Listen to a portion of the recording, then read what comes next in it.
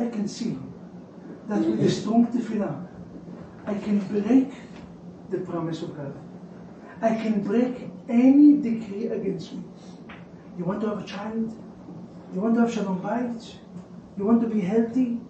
You want to become wealthy and rich? You want to finish the shas? You want to do something massive in your life?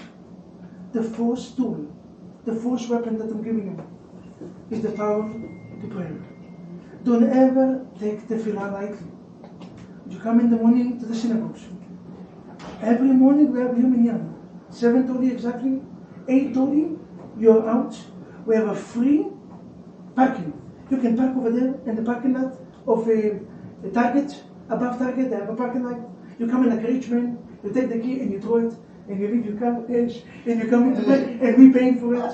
We have coffee, not a regular coffee, original Starbucks, America. You don't have to pay $8, it's on the house as well. You have amazing Divrei Torah, and amazing tefillah. My name is Rabbi VAKNIN, and I approve this message. Please, wake up in the morning, come, for the wife. I will tell you, you don't have to do nothing. You don't have to wake up, don't come here, continue to sleep. But just make sure to wake up your husband. You wake him up, you leave, you go back to sleep, you get 50% on the house. In Galilee, the clock is ticking. The money, the cash is in. You don't have to do nothing, just send them in, send them nicely. If not nicely, cold water definitely make a difference. With ice. He will jump in, and you're going to say, Hashem Alech, Hashem Alech, Hashem Alech, Hashem Alech. Go into prayer. God will answer your prayer, and I continue to sleep. Ladies, gentlemen, nothing is stronger. You know what's the life proof? Daniel and Mazar. They pray so hard, and they got a perfect shidduch. God always answers to our prayer. If this is so, I'm going to give you today 3 short tips how to manage your marriage until 120. From this week parasha, you see, many of us have obstacles in shalom bayit. So how do we fix it? You come into the rabbi give you tips. Do not scream on your husband, give him kavod, because the husband always complains. She doesn't respect me, the way that she's talking, and the wife complains. What's the number 1 complaint of the wife? Ladies, what's the number 1 complaint of the wife? Every woman? He doesn't spend time with me. And every woman. That's not listening. Listening is the second complaint. He doesn't listen. I love it when the husband is talking on the phone. Talk to me. Talk to me. How many times you ask your husband, what exactly he said? He spoke 20 minutes. Why are you asking difficult questions? Why are you asking these questions? He's thinking 200. I'm not talking about listening. Spending times. But you think that if your husband will fix it, the problem will be fixed? I'm sorry to tell you. Tonight, we're going to go a little deeper. We're going to swim in much deeper water. Ladies and gentlemen, this is what we call bandit. You know what we mean bandit? They call it feeling. They have in a medicine field, or I have many students, maybe 20 of them, that they're dentists. In the dentist business, they call it feeling. You know what feeling? Or Tylenol. You have a pain, you coming in, you take Tylenol, Advil, or you take cognac or arak, you put it like this, you make the place numb, and you continue with your life. That this is helping the situation? Yes, for the next few days. You know what's going to happen later? Feeling is not going to be good enough. You're going to need root canal. So it's better to fix it when it's only feeling. Feeling meaning the path. If you're not going to change the way that you look at marriage, you're always going to bump into problem. If you're not going to manage, if you're not going to make the switch, how to look and which path I'm building to fix my marriage, it's not a question if you're going to have problem. It's 100%, almost on a daily basis, that you're going to stand up to a new challenge. Today I'm going to give you 3 different paths. That if you're going to go with this path, if you're going to make that switch, your life is going to be incredible. And this is Torah advice. And only Torah can give you such advice. And the second one, just the opposite. You're going to see that all the problems that we have in life is because of the second approach. But when you follow Torah approach, you're going to see that life becomes so easy and so perfect, so respectable. You don't have to teach your wife to respect you. You don't have to teach your husband to give you titles. It becomes much deeper. The first one is, which parasha is this week, Natalia? Which parasha? We said, VAKNIN. You know what I mean VAKNIN? You know what I mean VAKNIN? VAKNIN meaning, I'm begging. One explanation is, Moshe Rabbeinu was begging, like a poor human being. I'm begging. God, please. But Rashi writes, no. It's not, Yitzchak is not only begging. I will share it to from the week. the whole year. שנפטר בשם תלולה משפחת כולם. כיסיו במקרה קלרה, בת מירב. כיסייה קלרה, בת מירב. רוח השם תתחנן בגן עדן, תהיה משפטה צורה בצור חיים. Ladies and gentlemen, let's listen to this.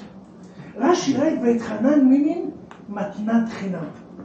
When Moshe Rabbeinu asked, he didn't come with the request, God, you own me. A person keeps Shabbat. What Shabbat he decides to keep? Sunday he come into God, he's talking to God and saying, God, you know, you own me.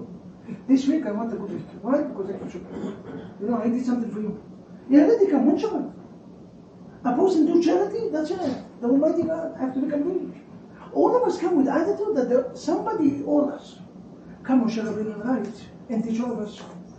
The approach, the right approach is nobody owes you nothing. Moshe Rabbeinu had two ways to come. One way is, God, I gave my life 40 years. I took the Jewish nation from Egypt. I split the sea. I gave the Torah. I did so much to you. What did I'm asking? Let me in. Give me Eretz Israel. And Moshe Rabbeinu never used it. Never use it. What Moshe Rabbeinu said? Give me a free gift. God, you don't owe me anything. Give me a free gift. You see, in marriage, what is the most common argument that we have? You know what I did to you? You owe me so much. I did this and I did. We always mention what we did. We come in with the attitude is that I have to accept. You have to give it to me. You have to respect me. And if you're not doing it, something is wrong. Because in the secular world, marriage is about what I'm gaining. I need to gain. How many times I said in my classes when they ask you, why your wife is good? Oh, my wife, she's amazing. She's an incredible chef. She's cooking the best food. She's one-of-a-kind mother. The way that she cares for the children is incredible. She's doing everything to make me happy. I didn't ask you why you love yourself. I asked you why you love your wife. Do you see? The secular world teaches us that in order to be happy, in order to get married, the question is what I'm gaining. Religious world is teaching us what I'm giving. It's not the question what you're gaining, if she did it or not. The question is how much you give. How do we call the most important holidays in our year? When God gave us the Torah, how do you call these holidays? Matan Torah. Not Kabbalat Torah. You know why Matan? Noten a Torah. You know why? Because the purpose of God is not to get, is to give. Love built with giving. If each one of us will change his approach to Torah approach, my dear wife, you don't owe me anything. If God forbid a woman doesn't cook one day and night dinner, crisis. Why? 2 years, 3 years, every night you have dinner and everything is perfect. One day she decides that she is tired. And she gives you phone numbers of restaurants, Chinese, Japanese, sushi, smushi, pizza, whatever you want. And you look with such a face. What a chutzpah. I don't understand. Anyone owe you anything? Daniel, I know that they have obligation between a husband and wife. Just a small reminder, 2 days ago, I believe that you still remember, still fresh. Who is the one that signed the ketubah? You or your wife? So who is the one that obligated? You or your wife? Thank you. I never saw any signature that the wife signed. Yes, wife, ladies, you have obligation. You do have obligation to cook, to clean, do things. And one day I'm going to teach you what obligation you do have. But I didn't see any signature that the wife signed. Under the chuppah, the wife just do what? And then in the picture, in the selfie. That's it, that's what they do. And you shaking with the hand, you have to sign it. I saw the ladies like this. Yeah, I said, are you nervous because of the allegation or because of the money? He said, Rabbi, both of them. Ladies and gentlemen, our life, the change that we have to do is, marriage is not by what you give or what you're accepting, what you're gaining. Marriage is about what you're giving. Imagine if you do such a switch, and you give with no intention to get anything back. If a husband wake up in the morning and making coffee, just coffee, to the wife, now all day long he's going outside with expectations. Now the lunch is going to have to be special, Oshperam. But now it's not Shabbat, it's not regular, it's a simple day. No. She has to stand up in the kitchen 3 hours. Original Oshperam, not the fake one. Not the one that you buy. No, the original. Why? Because I make you coffee. When exactly we're going to stop demanding?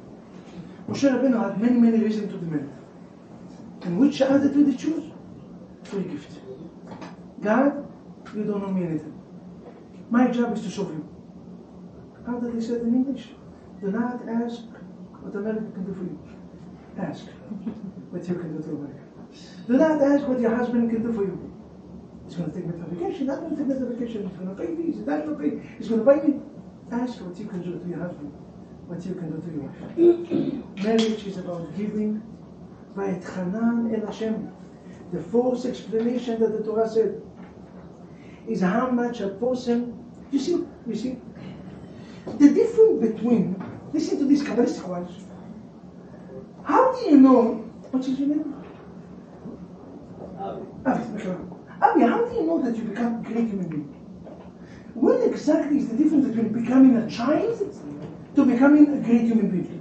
In Hebrew, how do you call a baby in the stomach? Ubar. Right? Ubar is a small baby in the stomach. What exactly the Ubar is doing all day long? In the swimming pool. Yes, swimming down. Jacuzzi, in the jacuzzi. Now, then you're coming outside in the wood and you go up. How do you know that you're going up? You know what's the difference between Ubar and a human being? Ubar is only receiving. When you're only a receiver, you're nobody. You're a baby as baby that you can get. If all your purpose in life is to get, you're not only not great, you're not even a human being. Your life depends on somebody else. Because this is your purpose. How did the Pasuk say Moshe Rabbeinu? Vayigdal Moshe Vayitze Elcha. And Moshe Rabbeinu became big. You know how he knew? He went out to help his brother. A minute that you help somebody else. A minute that you do it. And by giving and not by asking back, you become a great human being. So if you want to stay a baby, don't get offended if you want for your husband will call you babies. If all what you're asking is, give me. No. Our job is to give and not to receive. Growing up meaning making the change. The secular world teaches that marriage is about what I'm receiving. Religious teaches marriage is about what we give. Second advice. The second advice is like this. You see what's the challenge in our life? Moshe Rabbeinu knew. And I believe that each one of us have to know. And it's very difficult. What I'm going to tell you right now is very difficult to change. It's not going to happen overnight. This is a lifetime job. But it's worth it. This is a lifetime job. You know what is the job of our life is? To respect ourselves with no need for the approval of others. You're asking Rabbi, how is your speech? Ask the crowd, and according to that, I will judge my speech. Why do you judge your speech according to the crowd? You see, from young age, they teach us, in order to be recognized, you have to wear Nike. And not regular Nike, Air Jordan. America. $700, you spend your shoes, you jump, you cannot come back. This is, and only then you become important. You cannot wear a regular watch, have to be a Rolex, or even better. Richard. Therefore, Richard. Where is Richard? America. Only then you become someone. It cannot be a regular suit. You have to be original from Italy. Only when you spend $3,000 you feel that you are something. I don't understand why we become so needy for the approval of others. I mean, you're not important enough to respect yourself for who you are. You know who you are? Today I saw in the Yom. Loving a Jew is loving God. How can loving a Jew can be loving God? It's a creation of God. Because each It's a creation of God. is Creation of God. the creation of God. And what else? Rabbi, what else? It's a I just want to mention your name. May God give your husband a long life and health. Amen. To raise the children. בנים זכרים זוהרים. Banim Zecharim, amen. Amen. Many more to come. My name is Rabbi VAKNIN. I will put this message. Ladies and gentlemen, listen well. You see, when we are creation of God. the creation, you know why loving God, loving a Jew is loving God? Because each one of us have a piece of God in ourselves. Our neshama that we wake up in the morning and we say, okay, God, the soul that you give me, she is pure. That soul is pure. We have a piece of God on our. You know what it means? That you're not only a child of God, you have a connection with Almighty God. You understand? I mean, do you understand what it means to be a piece of God? Piece of God. And we need the approval of other people. No, but Rabbi, if I'm going to buy the bag from China, I don't feel comfortable with myself. So I have to spend $3,000 or $4,000 to feel comfortable with myself. What is this nonsense? But I'm sorry to tell you, I told you, what I'm going to tell you tonight is going to be difficult. Because you have to make a change. I'm not putting bandit. I create a path. We create a new path. I said, this is not a feeling. Tonight is a root canal. Root canal is, our relationship is not by giving. It's not by getting, it's by giving.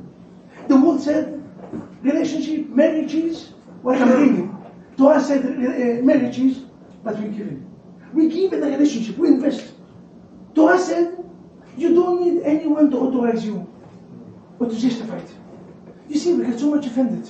Rabbi, my wife tells me every day 3 times that she loves me.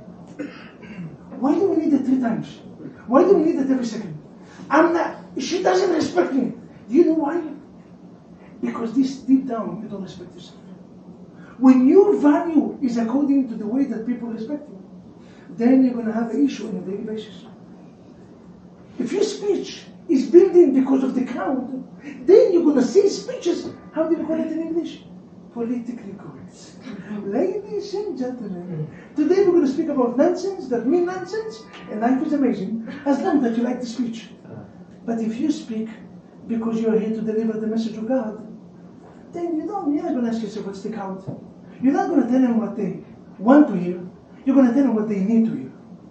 You see the difference between what you want to hear, what you need to hear? It's a huge difference.